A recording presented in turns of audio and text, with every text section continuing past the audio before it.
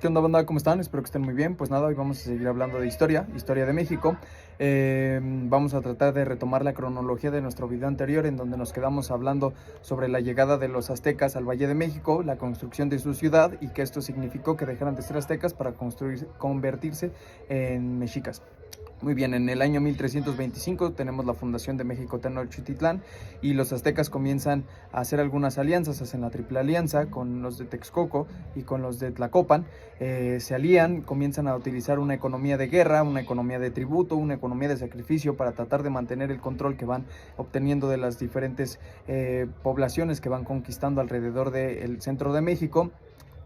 Al sur de México solamente pueden llegar hasta lo que es más o menos el área maya, en donde posteriormente llegará nuestro héroe de esta historia, subirá un poquito más hacia Tabasco, subirá un poquito más hacia Veracruz, ahí comenzará a hacer algunas alianzas, pero más o menos tenemos este contexto de lo que llamamos México hoy hasta el año 1492, que es donde llega Cristóbal Colón a América.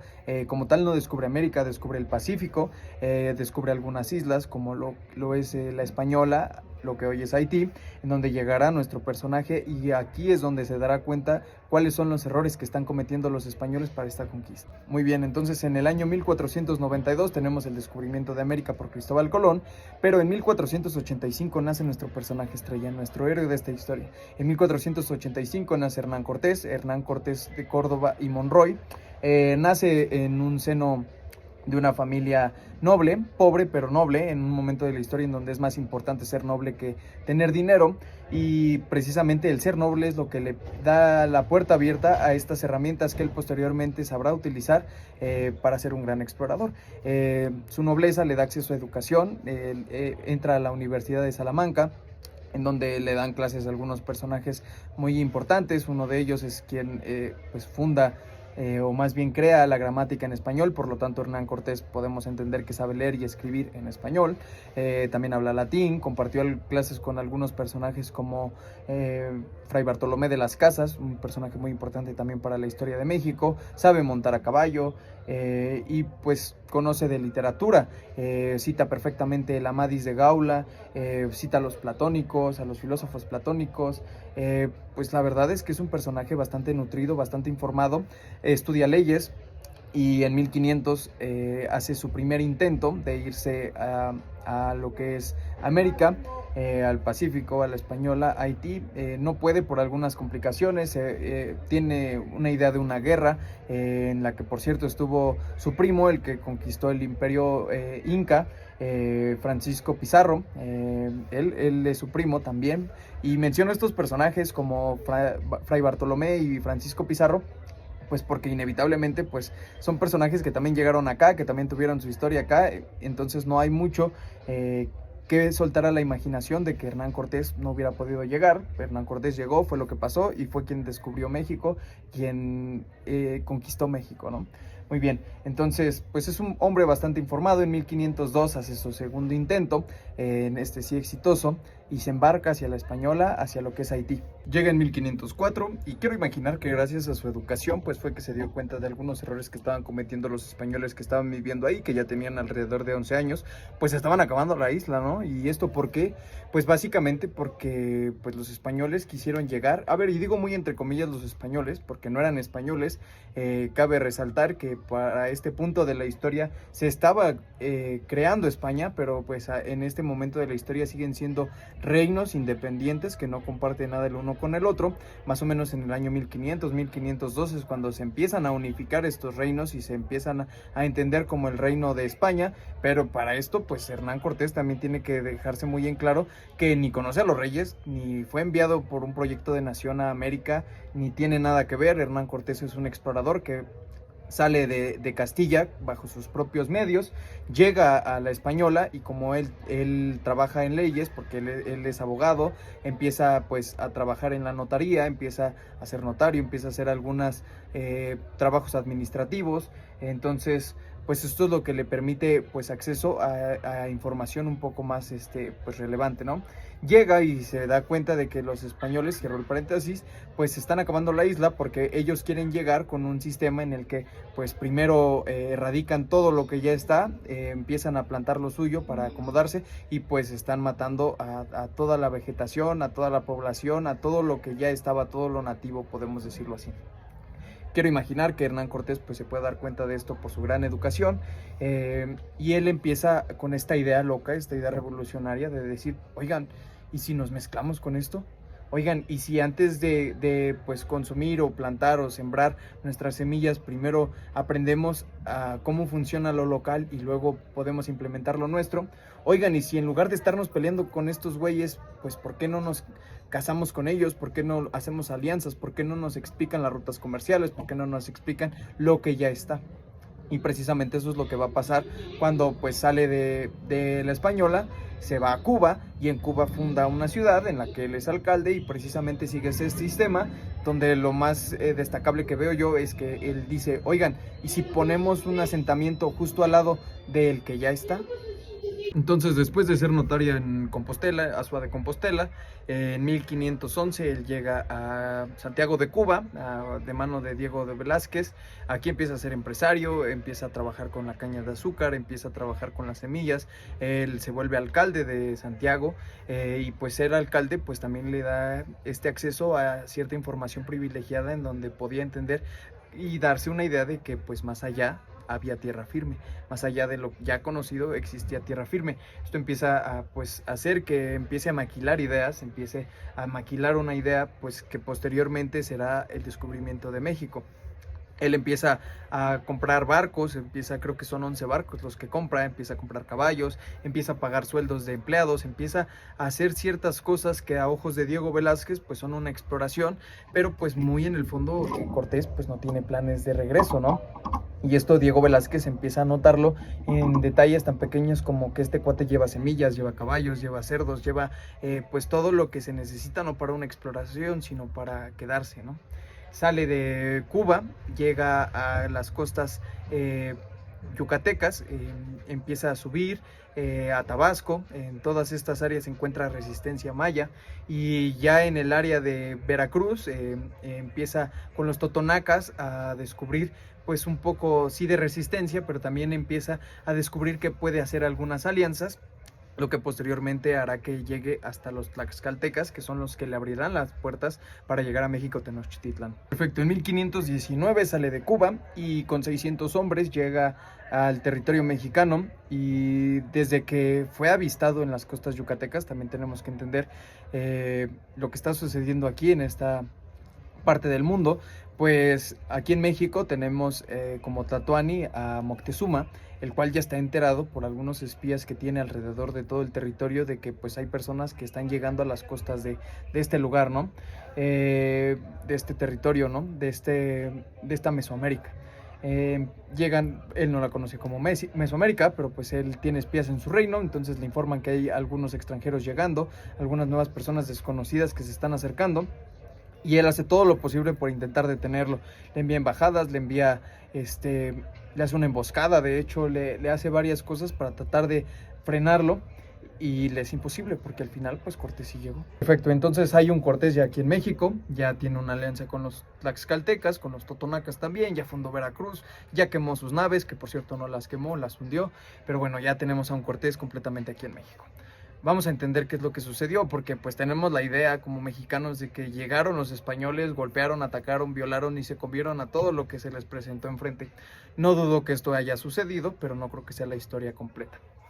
Muy bien, entonces tenemos a los españoles llegando, pues sí hay algunas confrontaciones con algunos pueblos nativos, lo que posteriormente también pues del conflicto evolucionan pues a las alianzas, como sucedió con los tlaxcaltecas, que por supuesto que hubieron batallas, pero pues también hubo una reconciliación, también hubieron ofrecimientos, se les regalaron mujeres, y aquí me gusta mucho resaltar esto de que se les regalaron mujeres, porque pues a veces se entiende esto de que les regalan mujeres, les hacen banquetes como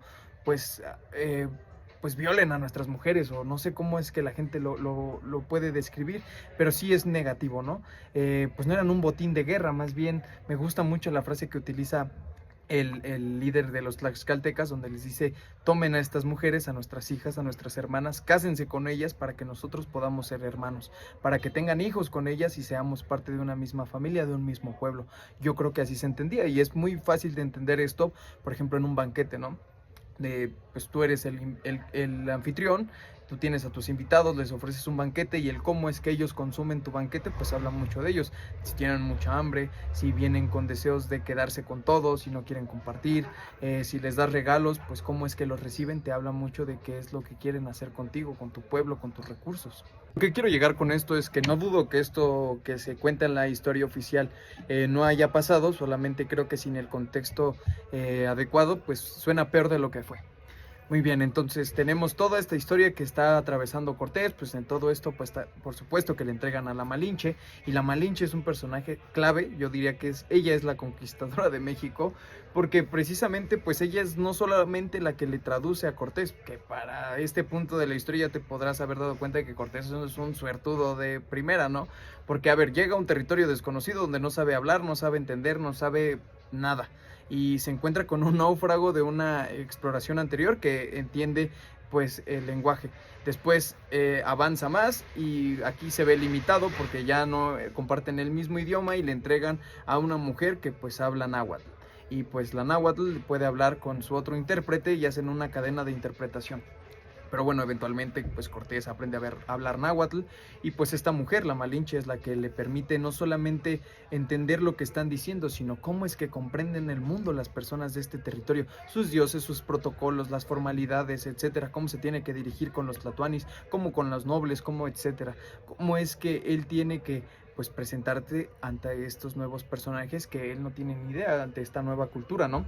Para esto también tienes que entender que Cortés pues no conoce España, no tiene idea de qué es España, y si bien él viene predicando diciendo que pues él fue enviado por su rey, el rey Carlos V de España, Carlos I de Alemania, pues en realidad no es enviado por él. Él solamente está utilizando esta excusa para que todas las personas que vienen con él pues tengan algo en que creer, y pues para dar validez a lo que está diciendo, porque a ver, los embajadores de Moctezuma le están diciendo: hey, tú no puedes seguir avanzando, ya de aquí ya no sigues, y él les está contestando: no, es que yo no puedo seguir, o sea, a ver, tú vienes a decirme que yo no avance porque te lo está pidiendo tu tlatoani, pero a mí mi rey, el rey más poderoso de todo el mundo, de todo el universo, el rey Carlos, me está pidiendo que yo siga avanzando. Esto es mentira, pero esto le sirve para poder convencer a los demás de que su misión pues tiene algún propósito en particular. Y para el 8 de noviembre de 1519 se encuentra en la calzada de Iztapalapa con el gran tlatoani, con Moctezuma. El gran Moctezuma Xocoyotzin, que nace en 1466, y para el año 1512 es quien está en el trono. Muy bien, llegan, se conocen, platican y pasan algunos eventos pues bastante interesantes, ¿no? La primera es que pues a los tlatoanis nadie los podía tocar. Hernán Cortés lo intenta abrazar, lo detienen todos los guardias, y Moctezuma hace algo muy característico en donde le da la mano, caminan de la mano juntos hasta el palacio de Axcayacatl, caminan toda la ciudad de Tenochtitlán, y pues todos los ven, ¿no? Esto me parece interesante porque pues es dar a conocer a los invitados, a todo su pueblo está dándole a conocer a los invitados. Y me gusta mucho esta parte de la historia de México porque muchas veces tenemos a nuestros héroes bastante retorcidos, bastante tergiversados, y para mi gusto los que son héroes son los villanos de la historia, y muchas veces los villanos de la historia, o los cobardes, como en este caso Moctezuma, pues son los héroes, porque hoy vemos a Moctezuma como un tlatoani cobarde. Y lo vemos como un tlatoani cobarde, ¿por qué? Porque recibió a los españoles, ¿por qué? Porque les dio asilo, porque les dio casa, porque todo, y al final pues él perdió su trono, él fue traicionado y perdió la ciudad. Para empezar, no perdió la ciudad, él no la perdió, después pues obvio tenía que recibir a los españoles, porque a ver, tú trata de ponerte en su lugar un momento. Tú desde pues 1502 que ya tomaste el trono, pues ya tienes algunos informes de que hay personas en barcos que están llegando. Para empezar, tú no entiendes ni qué es un barco, pero ya sabes que están aquí. Ya sabes que están aquí, ya sabes que unos poquitos, una embarcación anterior ya ha llegado, y pues empiezas a comprender que seguramente van a venir más. En algunas de estas pláticas que tienen Cortés y Moctezuma, que duran 700 días, platican cosas muy importantes, ¿no? Por ejemplo, una gran pregunta que me hace pensar en lo inteligente que era Moctezuma, le dice, oye, ¿y después de ti cuántos más vienen? A lo que Cortés le contesta, todos. Y pues sí, esta respuesta también me parece muy inteligente. En algún lugar leí que lo hace con intención de intimidarlo, de que Cortés intenta intimidar a Moctezuma, pero no, la verdad es que le está siendo muy honesto. Él sabe que después de Cortés sabe que después de él vienen todos los demás españoles, ¿no? Entonces, pues esto habla de sus interpretaciones del mundo, de lo inteligentes que son. También este mito que tenemos de que Moctezuma confundió a Cortés con un dios, pues me parece ridículo, porque incluso en un momento de estas pláticas de 700 días y 700 noches, Moctezuma también le dice, aquí no hay dioses, aquí solamente estamos dos hombres hablando, no hay dioses como intermediarios, solamente somos tú y yo. Entonces él, pues no sé si entendía este gran encuentro, porque para mí es el encuentro más importante de todo el mundo, de toda la historia. ¿Por qué? Pues porque tenemos a dos humanidades perdidas, ¿no? O sea, imagínate que hoy, pues decidimos hacer una colonia en Marte y en la Tierra nos olvidamos de que enviamos a una colonia y en Marte se olvidan de que son una colonia enviada por la Tierra y un día nos volvemos a encontrar. Eso más o menos sucedió, no fue con intención, pero pues tenemos esto del estrecho de Bering, en donde pues cruza la humanidad, se derrite el hielo y se separan dos continentes separados o dos grandes supermasas separadas, y la historia del tiempo hizo que se volvieran a encontrar esas dos humanidades y fueron personificadas esas dos historias por Moctezuma y por Hernán Cortés. Y no solamente son ellos dos, o sea, son todo lo que viene detrás de ellos, ¿no? O sea, Moctezuma tiene muchísima historia ancestral, tiene pues esta cosmovisión muy mística, muy religiosa, y pues Cortés también tiene todo el cristianismo detrás de él, tiene a todos los filósofos, tiene pues toda la historia de toda la historia romana, pues España es la herencia de Roma y México es la herencia de Teotihuacán, porque tenemos a todos estos grandes pensadores, tenemos a Nezahualcóyotl, que pues, por favor no le pide nada tampoco a Platón. Entonces son estas dos grandes humanidades que se vuelven a encontrar y pues México es esta hermosa combinación de lo mejor de ambos mundos. Entonces se encuentran estos dos mundos personificados por estos dos personajes, valga la redundancia, empiezan a platicar, empiezan a compartir, empiezan a todo, y llega una situación pues muy crítica, ¿no? Para esto llevan 7 meses, me parece, que los españoles pues hospedados, instalados en el Palacio de Axcayacatl, que es del padre de Moctezuma, llevan instalados ahí un buen rato y de repente Diego Velázquez envía por Hernán Cortés de Cuba, ¿no? Envía una pequeña embarcación para que lo arresten. Pues Cortés, como tiene aliados indígenas y tiene algunos aliados españoles repartidos en todo lo que ya ha avanzado, pues le informan que lo vienen a buscar. Para esto Cortés se tiene que regresar a Veracruz y deja a uno de sus hombres más importantes a cargo. Deja a Pedro de Alvarado a cargo, se regresa a Veracruz, pelea un poquito con los hombres de Diego Velázquez, los convence de que se unan a su causa, pero cuando regresa Cortés, puta, pues ya todo valió, ya todo se fue a la basura, todo su trabajo, todos sus sueños, todas sus esperanzas, todo se había ido por la borda, porque sucedió la gran matanza del Templo Mayor. El 20 de mayo de 1520 comienza la masacre del Templo Mayor. Esto pues da paso a la Noche Triste, pero también da paso a un golpe de estado orquestado por Cuitláhuac. ¿Por qué? Pues después de esta masacre, pues los españoles son atrincherados en el Palacio de Axcayacatl, toman por prevención propia como rehén a Moctezuma, porque a ver, también entendamos esto, ¿no? Sí son aliados, sí son amigos, sí son todo lo que tú quieras, pero a ver, nos están atacando y nos van a matar. Nuestra única garantía es tener a su líder como rehén. Puede ser por las buenas, puede ser por las malas, puede que él esté de acuerdo, puede que él no esté de acuerdo, pero pues eso da igual. Lo tenemos que tener como rehén para garantizar nuestra seguridad. Lo sacan a platicar en el balcón, su gente se le revela por un golpe de estado que ya Cuitláhuac había dado.